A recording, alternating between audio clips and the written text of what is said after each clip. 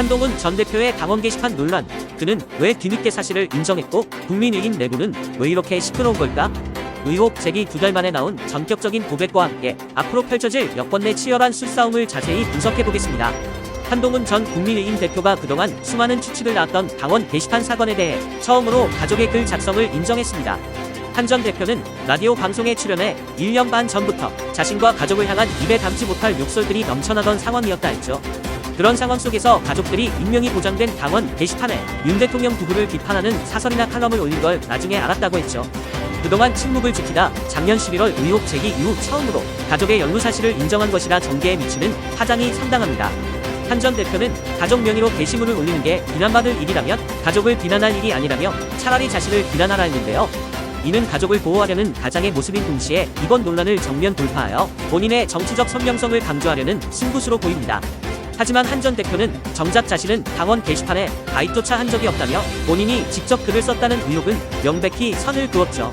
당무감사위가 한동훈 명의의 계정이 존재하고 같은 IP가 확인되었다고 발표한 것에 대해서는 명백한 허위 사실이라 주장했습니다. 이호선 당무감사위원장의 주장은 정치적 공세를 위해 조작된 것이며 자신은 가입 사실조차 없는데 어떻게 글을 쓰냐며 반박했는데요. 또한 한 전 대표는 자신에게 게시판 관리와 책임이 있다는 지적에 대해 이번 일은 상납이나 투기 같은 갑질과는 다르다 말했습니다. 진행자가 왜 더 빨리 사과하지 않았느냐고 질문하자 한 전 대표는 잘못된 글을 쓴 것이 아니지 않느냐며 당당한 태도를 보였습니다. 모욕적인 글을 쓴 게 아니라 당시 대통령 부부가 제대로 가야 한다는 일간지 칼럼을 공유한 것인데 그게 무슨 잘못이냐는 거죠. 오히려 당시 사무총장이던 장동혁 대표에게 모든 상황을 설명했고 장 대표가 방송에서 문제없다고 설명했던 점을 다시 환기했습니다. 하지만 같은 날 당무감사위가 발표한 진상조사 결과는 한 전 대표의 해명과는 사뭇 다른 방향의 심각한 결론을 내놓고 있습니다. 감사위는 문제의 계정들이 한 전 대표 가족 5인의 명의와 동일하며 전체 글의 87% 이상이 단 2개의 IP에서 작성되었다 했습니다. 이를 단순한 의견 개진이 아닌 조직적인 여론 조작 정황으로 확인했다며 해당 조사 결과를 당 윤리위원회로 전격 송부했는데요. 한 전 대표는 이를 두고 자신을 공격하기 위한 안타까운 정치 공세라 규정했지만 친윤계와 당 내부의 공격은 더욱 거세질 전망입니다.